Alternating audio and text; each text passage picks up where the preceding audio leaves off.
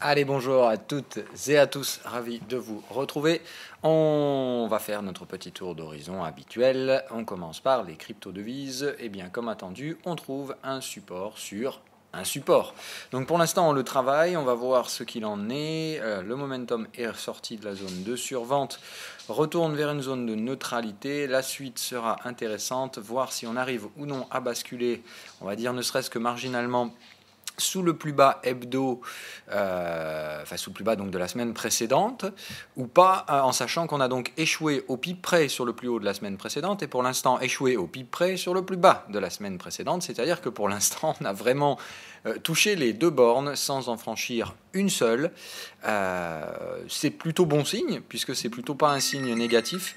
Pardon, je sais plus où j'en étais, mais bon voilà, donc on retourne sur des choses plutôt positives, c'est-à-dire attention par contre à ce que ça retombe pas. Je vous rappelle qu'on est sur un cluster où je vous avais déjà dit début hier que je n'avais aucune espèce d'idée de la réaction qui serait fournie sur ce niveau. Je m'attends quand même à ce qu'il tienne, mais attention, aujourd'hui, je vous rappelle qu'il faut une journée haussière. Je vous rappelle que d'un point de vue daily, on est bien sur ce qui avait été annoncé. On a installé un cycle bear. Un cycle bear qui est bien, pour l'instant, bien bear, qui n'est pas confirmé au momentum, mais attention, on a cette divergence pour l'instant potentielle, puisque tant qu'on ne va pas vers le support, elle n'est pas active. Par contre, si on va vers le support, c'est game over, on le cassera, je pense. Donc, ça laisse pas beaucoup d'options. La seule option, c'est qu'il va falloir probablement tenir cette zone-là, ou en tout cas faire une structure Morningstar. C'est-à-dire, si on reste là aujourd'hui, il faut que ce soit un doji, et dans ce cas-là, il faut que demain soit une journée haussière. Mais à horizon, ce soir ou demain soir, il faut être remonté au-dessus du niveau de cette bougie, c'est-à-dire 6665. Et ensuite, il va falloir s'extraire au-dessus du signal bear, et vous voyez que le report de ce cycle bear nous amène tout droit vers cette zone-là, là où je pense qu'on trouvera une vraie résistance. Je pense donc que ce cycle bear est un petit peu précoce. Sinewave l'a détecté ici et c'est donc un risque qu'il fallait prendre en compte dès hier dans la gestion du risque. C'était le but de l'émission supplémentaire que je vous ai enregistrée hier en suivi du trade BTC. Donc jusqu'à présent, j'ai envie de dire, pas de grande nouveauté.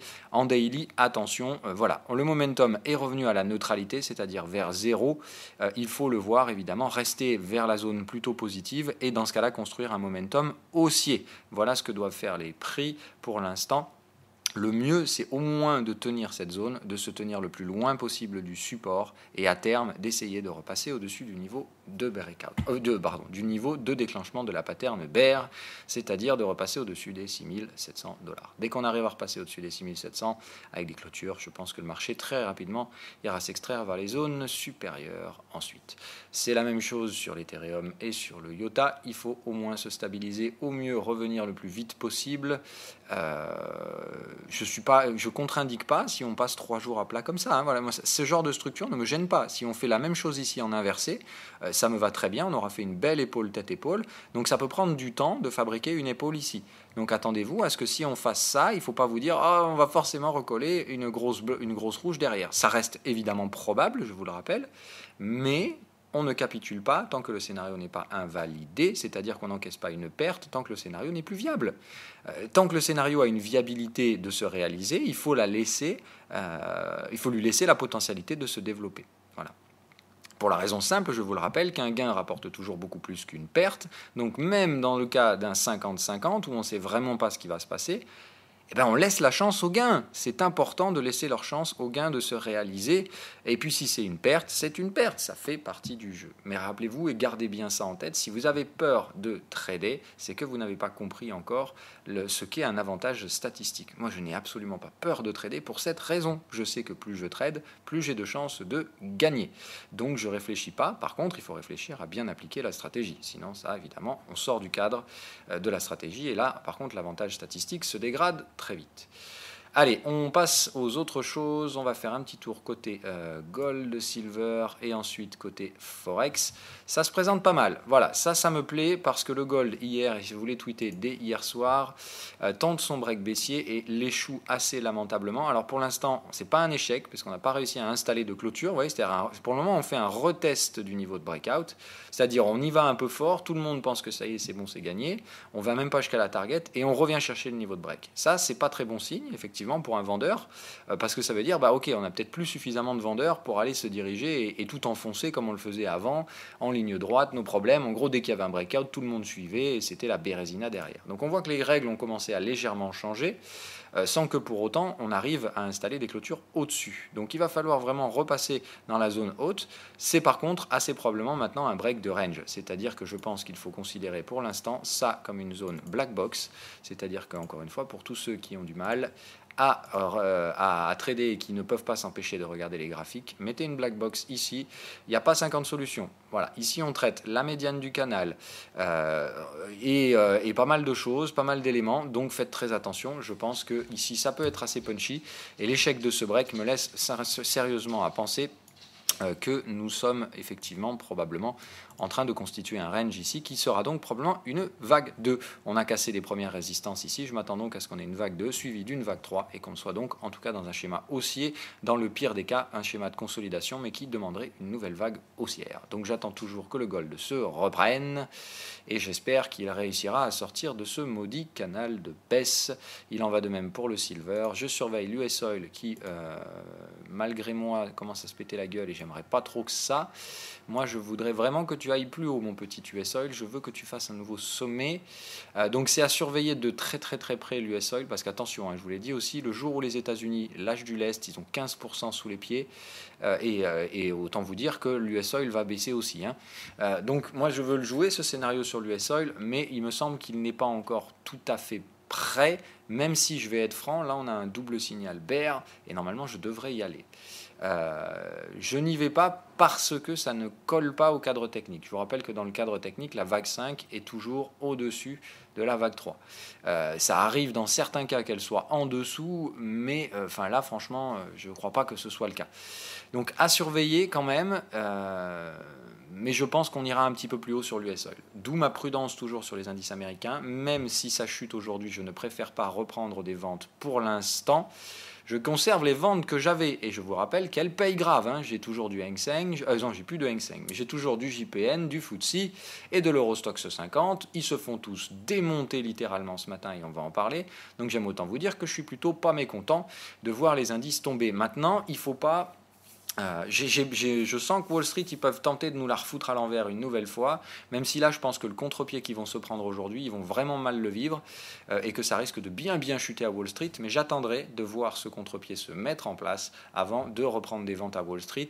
Pour la raison, elle est toute simple. J'ai déjà spéculé. On est sorti de mon cadre technique. Je vous ai appris à ne pas retirer vos cartouches immédiatement après un échec pour éviter de rentrer dans tous les biais de type overtrading, acharnement thérapeutique et des trucs comme ça. Il faut vraiment pas faire ça. Donc ces règles-là, je vous les donne, mais je les applique moi-même. Je suis pas débile. Moi, je suis pas le genre de coach à vous dire, le genre du coach qui vous dit faites ce que je fais, mais faites ce que je dis, mais surtout pas ce que je fais. Donc non. Voilà. Moi, j'applique bien les règles que je vous donne. Donc je ne retire pas immédiatement sur la partie S&P 500 pour cette raison. Après l'échec d'un scénario, il est pour moi obligatoire d'attendre un petit peu et de retrouver un cadre technique. Pour l'instant, ça ressemble plus à du bruit ce que je vois maintenant. Donc j'attends de savoir si c'est un renversement brutal de tendance à la baisse ou si c'est tout simplement un peu de bruit dans une consolidation qui restera haussière. Sur la partie GBP, ça tergiverse toujours. J'attends quand même de voir une nouvelle extraction haussière. Ce bruit là sur le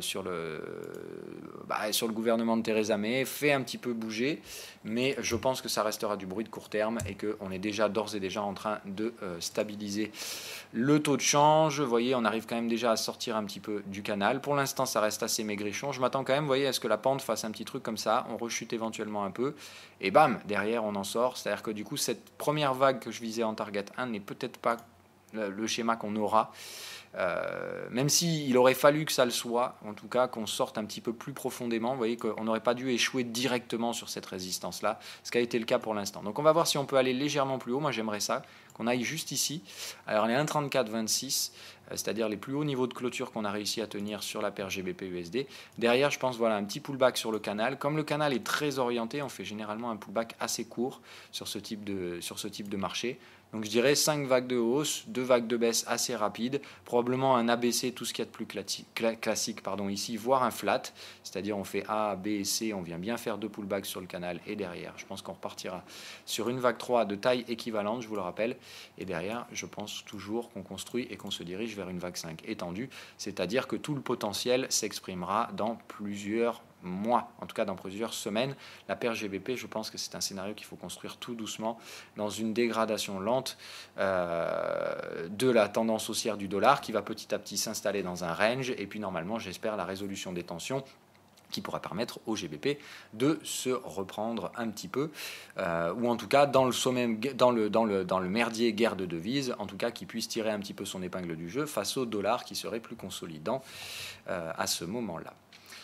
L'USD Yen ne m'intéresse toujours pas, la UDNZD ça consolide et c'est pas grave, donc on est bien sur une vague 4 et apparemment ce n'est pas fini, c'est-à-dire que comme on se redirige une nouvelle fois vers les supports, ça semblerait indiquer, alors soit c'est une vague 2, c'est possible, hein, on voit bien une première vague de baisse, une deuxième, soit on tient le support, et vous voyez on avait laissé un petit gap ici, donc soit on tient le support en venant tester une nouvelle fois ce gap, et on repart haussier, et dans ce cas-là, tout simplement, ça ce sera la sous-vague d'une vague 5, mais qui sera dans ce cas-là beaucoup plus longue que prévu. C'est-à-dire que dans ce cas-là, on pourra viser peut-être une 5 ici, et donc là, une 5 plus grande que la 3, plus longue que la 3, avec un sous-décompte encore 1, 2, 3, 4, 5 par exemple. C'est une des solutions. La seconde, c'est tout simplement qu'on est toujours dans ce cas-là dans une vague 4, que ça, c'est une seule impulsion baissière, que ça, c'est une vague de consolidation, qu'on va avoir une deuxième vague baissière qui viendra dans ce cas-là faire un overlap sur notre pote la vague 1, et dans ce cas-là, on viendrait probablement chercher ce niveau de support. Moi, pour l'instant, je ne fais rien, si ce n'est que si on casse ce support, évidemment, je retire les renforts que j'y ai pris dessus, pour racheter plus bas. Hein. C'est aussi simple que ça. C'est-à-dire que j'aurai donc encaissement partiel de mes gains sur la UDNZD ici pour la réduction du levier, tout simplement pour refoutre le levier 7 si on revient sur les supports inférieurs. En tout cas, tant qu'on ne refranchit pas de résistance. Alors j'ai déjà prévu mes renforts, ce qui fait que si là on se redirige vers la résistance, c'est pareil, je reprends les leviers. Hein. Je repasse levier max, donc levier 7 sur cette paire. Voilà pour la partie FX. Qu'est-ce que j'ai d'autre? Ah voilà, alors les taux, ça se recasse la Google ce matin évidemment. Mais vous voyez que c'est assez marginal, hein. C'est-à-dire qu'on perd combien? On passe de 32,5 à 30. Donc voilà, ça fait 2 points de base de chute sur le 10 ans allemand alors qu'on prend 1,21 dans la gueule ce matin. Donc c'est bien, on sent que le côté obligataire, ça commence à les taux sont plus recherchés, les contrats de taux sont beaucoup moins recherchés qu'avant dans les phases de risque, tout simplement parce qu'on a bien compris que les taux vont réaugmenter et que dans ce cas-là, il vaut mieux pas s'amuser à acheter les taux maintenant, enfin à acheter les contrats obligataires maintenant, plutôt attendre que les rémunérations augmentent dans les prochains mois au fur et à mesure où on se dirigera vers la réunion de septembre de la BCE où seront probablement annoncées des choses un petit peu plus précises quant aux de taux à venir et surtout au fait que on va rentrer enfin dans la première réduction du QE à 15 milliards de dollars. Donc je reste toujours haussier sur ce schéma-là, sur ce marché-là qui construit un beau rounding bottom. Hein, vous voyez, ça commence à plafonner, ça commence à trouver un plancher. On a des belles patterns TP suivies d'un exit. J'attends maintenant que ce momentum oscillant arrête sa course pour se diriger vers une tendance haussière. Et là, je pense qu'on aura des choses beaucoup plus intéressantes en termes de rémunération sur les bunds. De toute façon, moi je suis sur un contrat futur et à la vente. Je vous rappelle, j'achète les taux, donc je vends les bunds. Donc de toute façon, là, le temps m'est bénéficiaire. Alors, on va expliquer ça, ce sera le contenu d'aujourd'hui. Un contrat futur, c'est quoi? C'est tout simplement un contrat dont le prix baisse plus on se rapproche de l'échéance. Hein. C'est-à-dire qu'il y a une valeur temps dans un contrat futur et c'est un engagement d'acheter l'obligation dans tant de temps.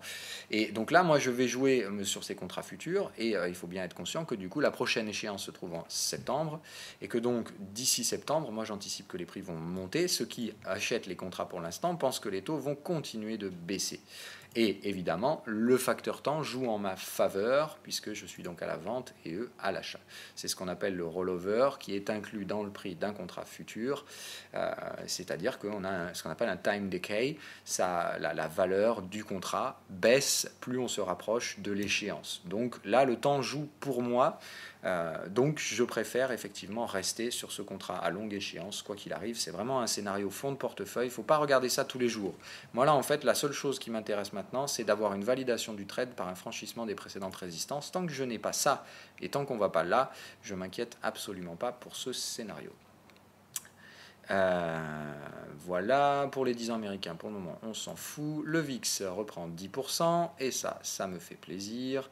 Donc je veux voir ce qu'il en est. Vous voyez que dans les schémas des manipulations précédentes, ça s'est rarement passé comme ça. On avait toujours un calme plat, et voilà. Là, on voit donc en fait, on n'est pas dans un schéma manipulatif classique. Je pense qu'on a trouvé un bottom ici, et que là, par contre, on a un VIX avec des creux et sommets ascendants, et je pense que ça, tout le monde l'a bien vu. Ce qui veut dire qu'à Wall Street, ça pourrait commencer sérieusement à couiner. Maintenant, attention, ils peuvent très bien vous revendre une nouvelle fois la volate aujourd'hui pour remonter, mais je pense qu'ici, on n'ira pas plus bas que ça. Je vais être honnête avec vous, c'est-à-dire que je pense sincèrement qu'ils peuvent essayer de faire ça, essayer de nous... C'est-à-dire quand même tuer le timing, vous voyez, faire une petite phase comme ça, là, où en fait on aurait fait ça, et on serait en train peut-être d'être à l'aube d'avoir ça, un écrasement avant de retrouver un cycle, c'est-à-dire dans ce cas-là, ça ferait tac, et hop, voilà. C'est-à-dire que là, on a une expiration de VIX. Pourquoi je me pose... de toute façon, j'en ai gardé du VIX, donc ce qu'on a là, ça m'intéresse. Mais... je me pose la question de savoir si je ne vais pas en encaisser une partie quand même pour ne pas me faire niquer jusqu'à l'expiration, parce que je sens que ce qui nous attend, c'est un truc comme ça. Mais hop, on revient et on s'écrabouille ici, et seulement après, on repart sur un vrai gros cycle haussier sur la prochaine échéance VIX. Donc, voilà, j'ai peur de me faire niquer sur un contrat, en sachant que là, justement, le temps joue contre moi sur ce futur VIX, puisque je suis à l'achat, et que le time decay profite toujours aux vendeurs dans un contrat futur. Voilà, allez, qu'est-ce que j'ai d'autre à vous dire? Allez, les indices, bon voilà, Hang Seng, ça rebaisse, nouveau gap baissier, mais attention, on se stabilise, mais ça reste un gap baissier, après un beau double signal bearish, donc il n'y a pas de raison qu'on n'aille pas plus bas sur le Hang Seng, mais bon, moi je m'en fous, celui-là j'ai déjà encaissé la plupart de mes gains, le reste je laisse filer, parce que je pense qu'on peut aller bien plus bas que cette target numéro 1, et aller chercher celle-là, puisque si les Américains enclenchent, alors il faut être conscient que le Hang Seng ne va pas s'écrouler, il ne tombera pas aussi vite que les indices américains si les indices américains venaient à tomber, tout simplement parce qu'eux, ils ont déjà pricé ce risque. Les indices américains, ils n'ont rien pricé du tout, ce qui fait que si le risque est là, ils vont devoir tout pricer d'un coup, et eux, ils vont se prendre un gros gadin comme ça, voire même encore plus rapide. Parce que quand vous avez écarté un risque et qu'il se manifeste, c'est ce qu'on appelle une prise en contre-pied, et alors ça, je peux vous dire que c'est tous les stops qui se déclenchent d'un coup, et ça va chuter tout droit à Wall Street. Maintenant, attention, ne vous faites pas avoir trop vite par les Golden Boys, ils adorent vous baiser comme ça. Donc voilà, par contre, retour du risque, c'est assez net, c'est assez clair, mais attention à ce que ce ne soit pas une vague 2, c'est-à-dire que s'ils essaient de nous reconstruire un schéma tendanciel, ça ne peut n'être qu'un pullback dans ces différents marchés. Maintenant, voilà, moi quand je vois ça, et je ne vous cache pas que le plus beau pour moi, c'est le FTSE, c'est que le FTSE qui tient ses clôtures comme ça pour l'instant, ça m'annonce simplement qu'on va continuer, et je m'attends cet après-midi à une séance absolument sanglante à Wall Street. Ils vont ouvrir avec un gap baissier, je vais vous l'imaginer tout de suite, pardon. Je vais même vous commencer par ça. Le Russell qui fait double top historique, et alors ça, j'aime autant vous dire que c'est pas beau, parce que là on vient chercher, on inscrit un nouveau sommet historique avec un tick, et ça se reflue immédiatement, et pire, on se prend à la clôture la grosse baisse de fin de séance qui réintègre. Donc là, attention, ça sent le double top sur le Russell. Alors je vous l'ai dit, les double tops historiques, ça n'existe pas souvent, mais encore une fois, bon, pourquoi pas. Là, il n'y a pas de souci, on a bien tiré. Je ne pense pas nécessairement que ce soit game over pour toujours, mais voilà, il faut être quand même conscient que côté Russell, on a bien tiré, et puis voilà, là, en daily, on a un beau gros double bear, on a bien une belle inversion du momentum, cassure de trendline, pullback. Ici, j'ai envie de dire que même si ça monte, ça ne va pas monter bien loin, et derrière, ce qui nous attend, c'est effectivement une chute. Mais encore une fois, question de timing, on peut très bien, aujourd'hui, se reprendre à Wall Street, venir installer 4, 5, 6 jours, comme je vous l'ai dit, VIX qui s'écrase jusqu'au mois prochain, pour tenir la clôture des VIX. Et si on vient là et qu'en gros on tire jusqu'au 15-16, je crois que c'est le 16 l'expiration VIX, moi je n'ai pas de contre-indication à ça. C'est-à-dire que si aujourd'hui ils rachètent tout à Wall Street juste pour tenir jusqu'au 16, je ne serais pas surpris. Maintenant le VIX est orienté à la hausse, dès que le prochain contrat VIX est proposé, je saute dessus. Ah, ça, vous pouvez être sûr que dès qu'on a le rollover du VIX, c'est-à-dire l'ouverture du trading sur la prochaine échéance, celle qui se fera donc à échéance septembre, là, vous pouvez être certain que celui-là, je vais le prendre, ce contrat, et qui va faire mal. Alors, échéance août, pardon, je ne dis pas de bêtises, c'est des échéances mensuelles sur le VIX et trimestrielles sur les contrats de taux. Donc, échéance mensuelle, c'est-à-dire la prochaine, elle se clôturera à début mi-août, et vous pouvez être sûr pour ma part que ça ne tiendra pas jusqu'à mi-août sur les indices américains dans le contexte actuel si la guerre commerciale n'est pas désenclenchée réellement. Et de toute façon, on a un VIX haussier, donc ça ne semble pas du tout pricé, quoi qu'il arrive, la détente des risques à venir. Donc je reste vendeur sur les indices américains, à la recherche de vente. Donc je ne suis pas vendeur, mais je suis à la recherche de vente. Pour l'instant, en prudence, j'ai peur qu'ils nous la foutent à l'envers avec le VIX et qu'ils essayent du coup d'installer un sommet un petit peu plus haut sur le Russell, ce qui pourrait donc permettre sans problème au Dow Jones de remonter chercher la résistance suivante à 25 125. Dow Jones, lui, je le dégomme à 25 125, ça c'est clair et net. Je vais le dégommer et je ne ferai pas semblant. Mais donc aujourd'hui, notez que voilà ce qu'ils nous ont fait hier sur le S&P 500. On va ouvrir ce matin ici. Donc ça, attention à ne pas avoir un bébé abandonné. C'est-à-dire, si on rouvre aujourd'hui, là, ils sont à combien ? On est à 770. Ah ouais, on est même bien bas. Ça réouvre là à Wall Street, théoriquement, là, en l'heure actuelle des choses. Donc ça veut dire gap haussier, tenu, gap baissier. Si on ne clôture pas le gap et qu'on attaque aujourd'hui avec une journée baissière, c'est un pur contre-pied. En gros, ça aurait été un pur piège à con et on sera exactement dans ce type de schéma-là. Gap haussier, gap baissier, retournement brutal de la tendance. Et vous voyez que là, en 4 jours, on avait effacé l'intégralité de la première manipulation du VIX. Je m'attends ici à ce qu'on ait éventuellement la même chose. C'est-à-dire que si ça vient à chuter à Wall Street et que les mecs vendent, je ne vous raconte pas le merdier parce que là, ils sont tous à l'achat et ils savent tous que si ça tombe, il faut déclencher les stops. Ça veut dire que tout le monde va déclencher ses stops, certains plus agressivement que d'autres, mais c'est une pluie de ventes qui arrivera sur Wall Street dans le cas cité. Maintenant, attention, théoriquement pour l'instant, c'est un beau marché haussier, le momentum est bien. Alors pardon, pour l'instant, le momentum est bear. Donc là, c'est vrai que c'est pas joli. Si ça venait à s'écrouler ici, ce serait juste un gros piège avec donc avec des prix et momentum baissiers qui se remettraient en place après. Mais bon, il faut vraiment là un renversement très agressif et j'ai envie de dire que si ça se produit, moi, ça me plaira, je ne peux pas vous le cacher, ça m'ira très bien, mais c'est très agressif comme truc. Voilà. Donc il va falloir que ça se tende dans les relations commerciales et que ce ne soit pas juste, encore une fois, un gros blabla de Donald Trump, qui soit juste là pour faire ses négociations à 2 balles, comme il le fait toujours. Je veux dire, au bout d'un moment, je pense que les Chinois ont compris comment il fonctionnait, c'est surtout une grande bouche. Et puis derrière, ça négocie dans les antichambres pour essayer de calmer le jeu de Donald Trump. C'est good cop, bad cop. Et il joue très mal le bad cop, faut le dire. Voilà. Bref, parenthèse refermée, on va faire un dernier tour sur le secteur action. Je suis toujours sur les mêmes. Et elles se produisent pas trop mal. Je m'attends à ce que Tesla se prenne une tartasse aujourd'hui. Si ça chute, Tesla, ce sera première ligne et eux, ils vont probablement se reprendre à -7. Donc on va voir un peu le délire, mais je reste bien baissier sur Tesla, Apple, Facebook, Nvidia et tout ce petit monde. Donc voilà, toujours pareil pour ma part. Oh putain, tiens, je vois que mon père, il va pas être content.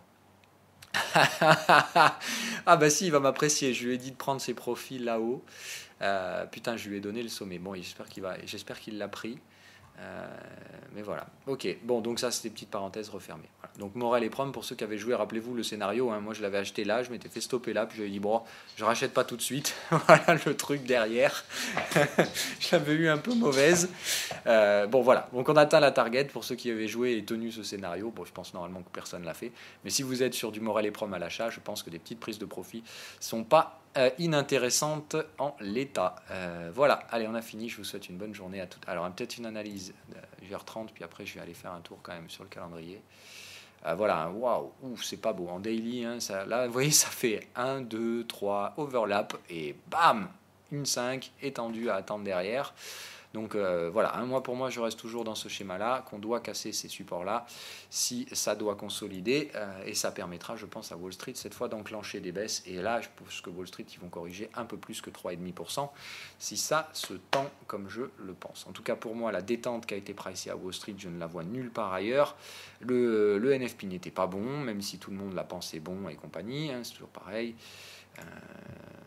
mais donc voilà, je pense qu'on est sur des vagues consolidantes, qu'on en a fait une première ici et qu'il nous reste une deuxième leg à faire, que Wall Street le veuille ou non, il faudra probablement que ça rechute un petit peu.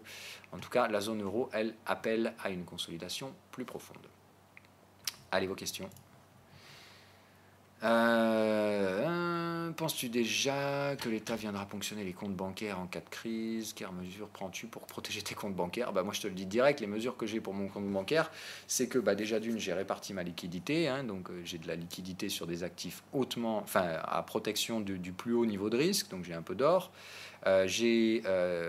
J'aurai des crypto-monnaies au cas où, pour toujours pouvoir dépenser, parce que je pense qu'en cas de panique bancaire, c'est-à-dire si on fait comme en Grèce, qu'on vous interdit de retirer plus de 50 euros par jour, vous pouvez être certain que le Bitcoin va être très très très attractif pour ceux qui en ont, puisque ça leur donnera un pouvoir d'achat supplémentaire. Donc Bitcoin, pour le cas où effectivement on serait dans des limitations de retrait comme la Grèce, et si on va encore plus loin, c'est-à-dire là dans ce cas-là des haircuts de la dette sur les comptes épargne des gens, j'ai pas d'assurance vie, moi. J'ai incité tous les gens de ma famille à réduire considérablement leurs expositions en Eurocima et fonds euro exclusifs et autres saloperies du genre qui seront probablement les premières ponctionnées si ponction il doit y avoir. Et surtout, quand on voit combien rapporte aujourd'hui un Eurocima, je crois que j'ai regardé ça il n'y a pas longtemps, il me semble que c'était 1,77 ou un truc comme ça. Bon voilà, c'est-à-dire que c'est moins que l'inflation. Aujourd'hui, vous perdez du pognon à investir sur des fonds euros.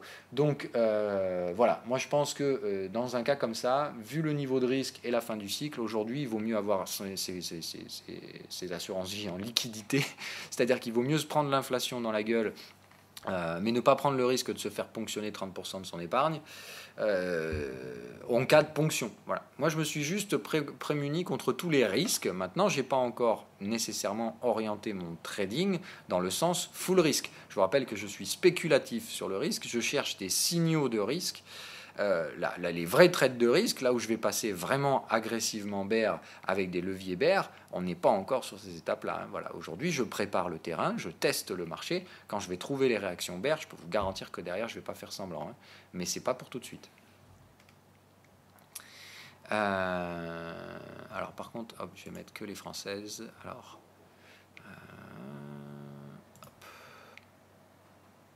voilà. Cool. Écoute, on se verra.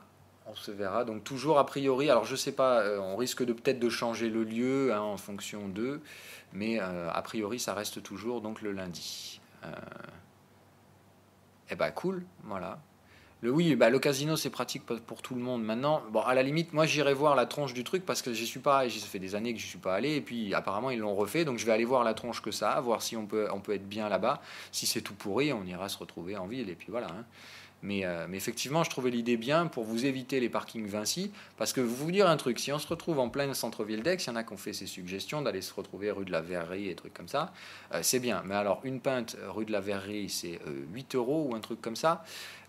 J'ai pas l'intention non plus de me foutre à l'envers, mais bon voilà, faut vous dire un truc, c'est un machin où vous allez venir, vous allez vous en coller au moins pour 40 balles au bar, plus 20 balles de parking, ça fait quand même un peu cher la rencontre, surtout pour ceux qui doivent se taper des bornes, qui vont se taper les péages dans le sud-est, l'essence et tout, voilà. Moi j'ai pas envie de vous faire payer une blinde juste pour venir voir ma tronche et pour qu'on discute entre nous, donc je préfère l'idée Pasino parce que là-bas ce sera pas hors de prix, et puis c'est surtout qu'on pourra se garer gratos, quoi. Et puis surtout facilement, parce que voilà, alors, il n'y a pas toujours des places en plus dans les parkings en ville, quoi. Alors, penses-tu que l'État... Oui, ça j'ai fait. Et son Economic Confidence Model, répétition des cycles prévoit un VLAN, ou du moins un quelque chose pour le 12 juillet 2018. Waouh! Alors oui, ça j'aime pas du tout. C'est tout ce qui est prédiction avec timing et trucs du genre, c'est bullshit et compagnie. Alors il y en a qui y croient, il y en a qui aiment ça, il y en a qui adorent. Moi je m'en fous. Voilà, donc vous faites comme vous voulez. Si vous voulez tenir compte de ces trucs là, ça vous regarde, mais soyez conscient que ça c'est au mieux un petit signal de trading, c'est au mieux une indication de trading, c'est-à-dire clairement pas un signal de trading, parce que je vous rappelle qu'un signal, c'est au moins 2 indications techniques qui corroborent la même chose. Donc il vous faut au moins un truc pour corroborer ça à côté, pour pouvoir espérer l'utiliser. Et en plus de ça, il faut que ce soit dans le cadre d'une stratégie, c'est-à-dire avec un cadre technique, et en plus en ayant un contexte bien dans ce sens-là. Alors on est clair que par contre sur les indices, le contexte est baissier, enfin le contexte est à la recherche potentielle de vente. Il y a bien un cadre technique qui pourrait permettre ces ventes. Maintenant, pour l'instant, moi j'ai toujours les signaux, mais je vois des prix qui n'y réagissent pas. Donc je vous appelle à la prudence. D'accord ? Je rappelle qu'il y a bien 4 étapes dans un trade. Le contexte, le cadre technique, le signal de trading. Moi, ces 3 étapes ont été validées, ce qui fait que je tradais à la vente sur les indices américains. Il reste une dernière étape qui est la réaction du marché. La réaction du marché, elle peut soit se faire dans le sens de vos signaux, soit contre ces signaux. Et pour l'instant, moi, Wall Street a choisi d'aller contre. Donc quand c'est comme ça, il faut au bout d'un moment fixer une limite. Et pour moi, cette limite a été atteinte. Donc je ne suis plus vendeur pour l'instant, mais je reste toujours dans le cadre de ce contexte qui pourrait être vendeur. Allez, on est sûr de la novlangue, surtout la paix c'est bien, la guerre c'est la paix, donc c'est bien, le pétrole chute, c'est le pétrole monte, c'est bien. Oui, t'inquiète. En fait, Wall Street, je pense qu'ils prennent surtout les gens bien pour des cons, mais quand tu vois le volume qui est exécuté et la difficulté qu'ont les prix à monter, surtout quand tu vois la répartition sectorielle des capitaux à l'intérieur, et ce qui fait monter réellement Wall Street, c'est ce que je vous disais la dernière fois, c'est surtout ça monte parce qu'il y a de la liquidité qui arrive toujours dans le marché et qu'on ne sait pas où la mettre, on ne sait pas quoi en foutre de cette liquidité, et elle va nativement se concentrer sur les marchés actions et de plus en plus se concentrer sur seulement certaines actions, alors que le reste de la cote tire déjà vers le bas. Donc c'est pour ça qu'on peine à monter, mais le fait qu'on exécute du volume, moi ça m'inquiète plus qu'autre chose, parce que c'est surtout signal que soit derrière on va écrabouiller complètement le volume et les prix vont partir en parabole et on fera une bulle, soit on est déjà en train d'exécuter les sommets historiques ou proches des sommets historiques et la fin est proche. Et dans ce cas-là, 6 mois, 1 an, on sera déjà dans un bear market. Donc voilà, c'est le principe. Voilà. Alors, d'une vidéo récente de scalping et de carnet d'ordre, oui. Ah, on peut faire une live room. Alors, le problème, c'est que j'ai plus mes flux futurs.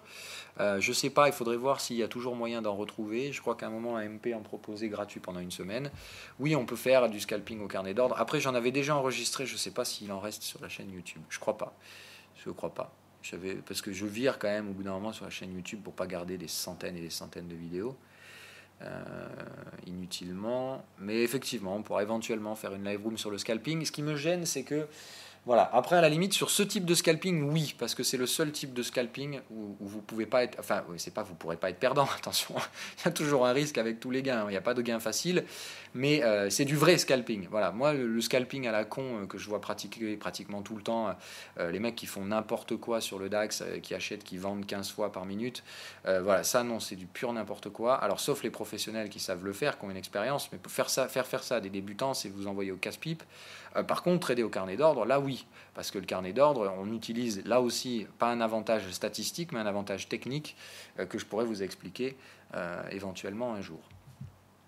Mais là, de toute façon, il faut être conscient, moi je rentre dans ma phase un peu vacances là, donc des live rooms, il va y en avoir beaucoup moins. Celle de cette semaine, on l'a déjà annulée parce qu'il y avait le match hier, et je pense quand même qu'on était plus, c'était plus sympa de profiter du match, de l'après-match, que d'aller s'emmerder à faire parler trading. Surtout, j'étais bourré, donc j'avais aucune envie d'aller vous parler alcoolisé. Donc voilà. Mais donc la semaine prochaine, je suis pas là. La semaine d'après, peut-être on fera une live room. La semaine d'encore après, je suis de nouveau pas là. La semaine encore après. Enfin voilà. Donc là, les live rooms, le rythme va baisser un peu. Va de soi qu'en septembre, on va reprendre et qu'on fera ces live rooms jusqu'à ce que j'ai traité tous les sujets pédagogiques que j'ai envie de traiter avec vous. Il en reste quand même pas mal, mais il y aura une fin. Hein. On fera pas des live rooms ad vitam aeternam. Il y a bien un moment où j'aurai plus de choses à vous apprendre. Et dans ce cas-là, ces live rooms s'arrêteront. Bon, enfin, on en est par là. Non, écoute, ça tombe pas à pic. Hein. Moi, pour l'instant, ça s'arrange et puis on va voir ce qu'il en est ensuite. Je regarde les commentaires que vous auriez pu mettre sur celle-là aussi, comme ça je vais tout lier d'un coup. Oula, alors. Qui s'est fait pro indicator red, lève le pouce. Ok, alors je sais pas trop ce que tu dis, mais alors toi, ah oui, ok, je vois le délire, d'accord. Alors ce genre de conneries, vous arrêtez, ça me gonfle immédiatement, donc toi je te supprime ton commentaire de merde. Arrêtez avec ça, là, de jouer avec mon image, faire des photomontages pour dire ah il s'est fait baiser par Crypto Indicator ou je sais pas quoi. Faut arrêter les gars. Hein. À quel moment vous avez vu une stratégie qui ne procure que des gains? Déjà d'une, le scénario il n'est pas du tout invalidé. En plus, ce que je vous apprends, je suis quand même navré de vous le dire, mais si vous savez l'apprendre, si vous savez le respecter, franchement, vous ne devez pas vous faire défoncer par le marché. Euh, c'est impossible. Donc après, si vous faites démonter par le marché, c'est que vous avez mis des leviers et que vous avez tout misé sur un scénario. Je fais tout pour vous apprendre à faire le contraire. Il faut peut-être arrêter de vous foutre de ma gueule au bout d'un moment. Et puis encore une fois, si tu t'es fait pro indicator red, bah, tu te désabonnes et tu te barres. Tu vois, moi je te retiens pas, je t'abonne pas sur 12 mois, je te fais pas vendre des conneries, je te vends pas de formation. Donc si t'es pas content, tu te casses. C'est pas compliqué. Euh...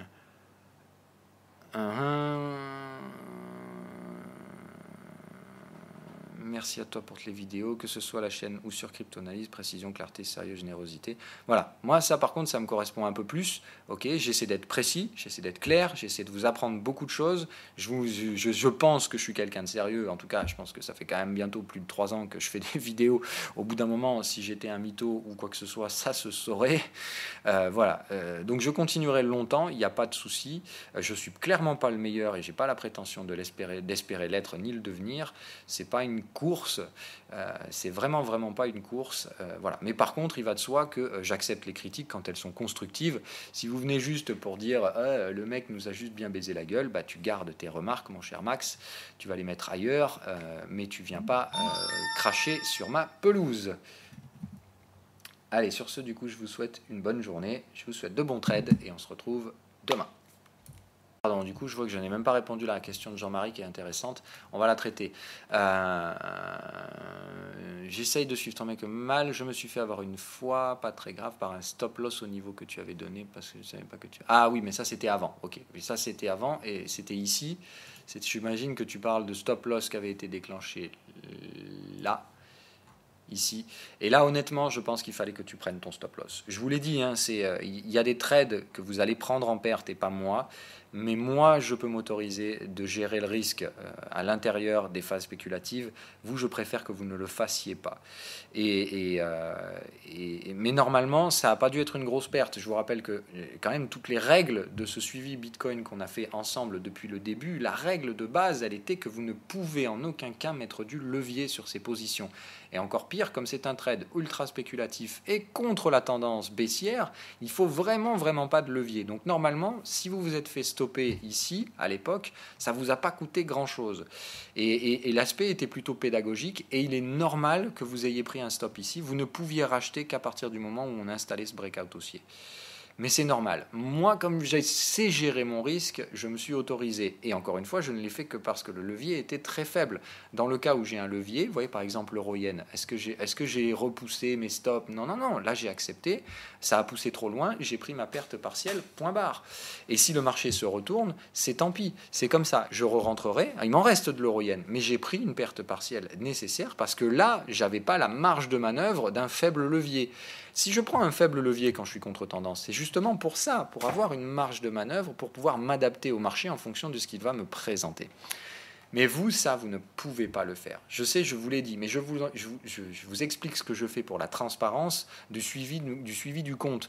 Parce que je vous dis de mettre un stop là, vous vous faites déclencher, et puis moi, le lendemain, je vous dis, bah moi non, j'ai pas déclenché le stop.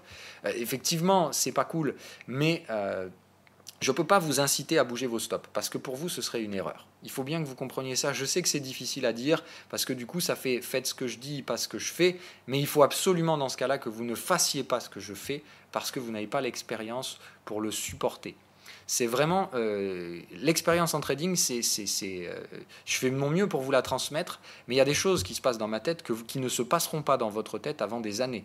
Et je ne peux pas du coup vous inciter à avoir les mêmes réactions que moi parce que vous iriez au casse-pipe.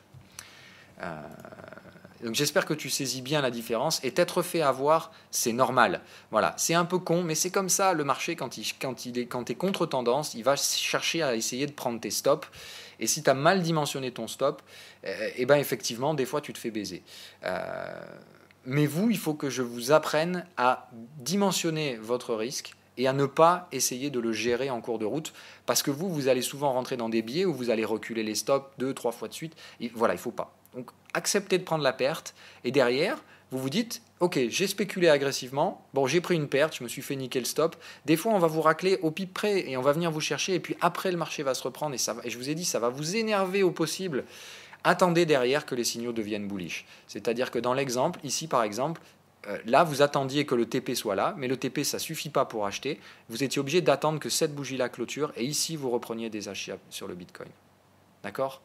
C'est ça en fait qu'il faut que vous compreniez. Parfois, il vaut mieux prendre une perte et re-rentrer derrière et vous dire que vous avez pris une perte spéculative et que une fois que les trades après sont validés, vous pouvez reprendre ce scénario comme le ferait un suiveur de tendance en fait.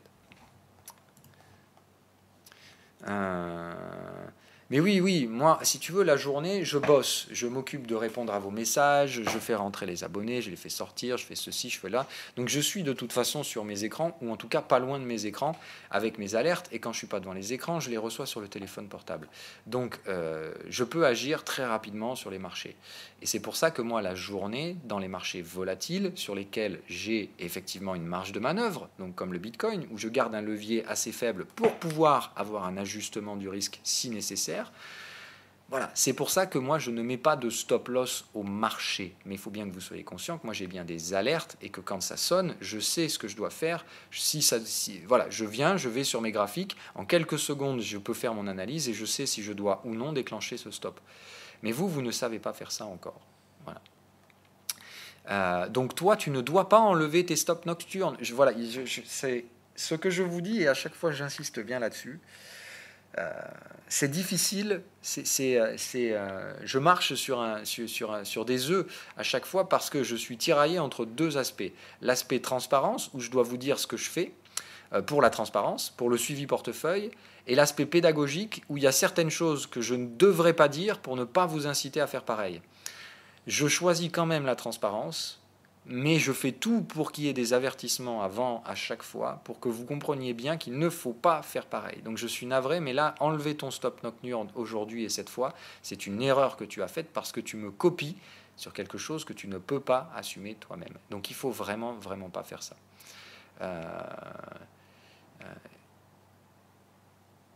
Ah oui, mais alors moi je dis qu'il ne faut pas flipper. Et alors voilà, donc pourquoi il ne faut pas flipper et pourquoi je revends mes renforts? C'est une question très intéressante. Je t'explique. Enfin, en fait, la façon dont je conçois le marché, c'est un peu comme ça.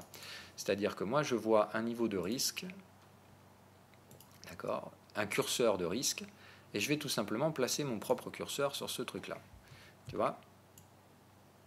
Ok. Voilà.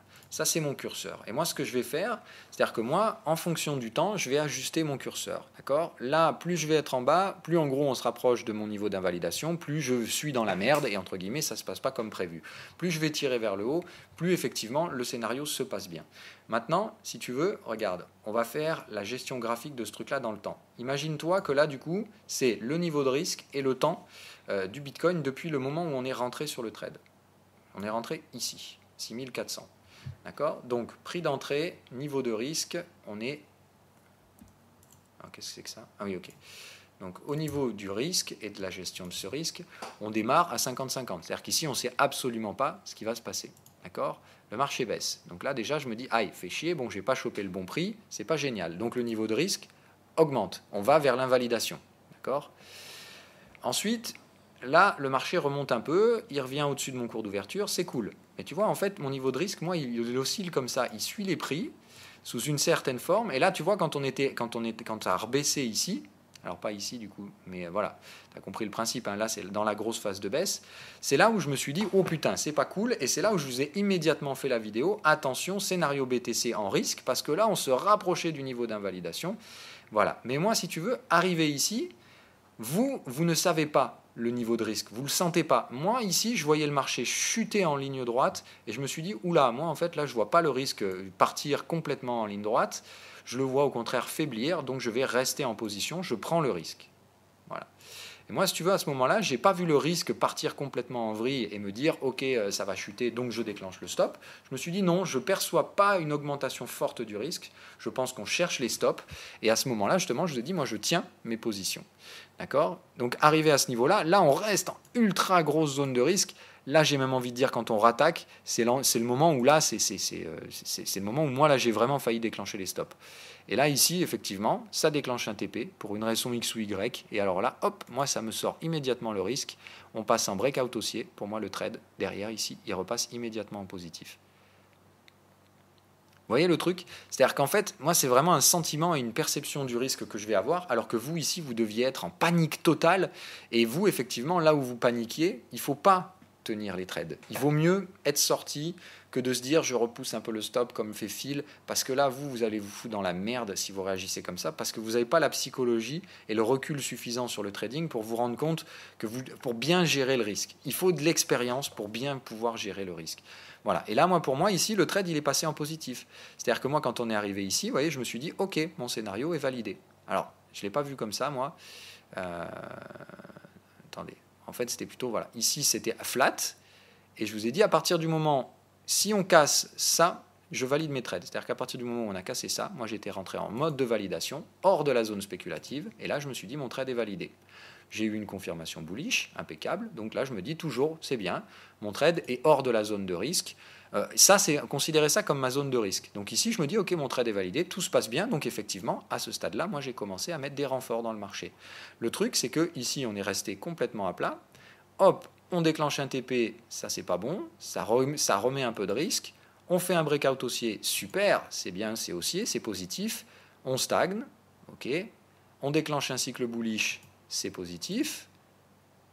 On casse le cycle bullish, ça c'est pas bon. Mais c'est pas encore fin du monde. Ok, ça c'est à ce stade-là. Pire, aïe, là on enfonce le niveau de breakout. Là on revient dans la zone de risque. Comme on revient dans la zone de risque, toute cette partie-là où j'ai renforcé, elle est plus légitime.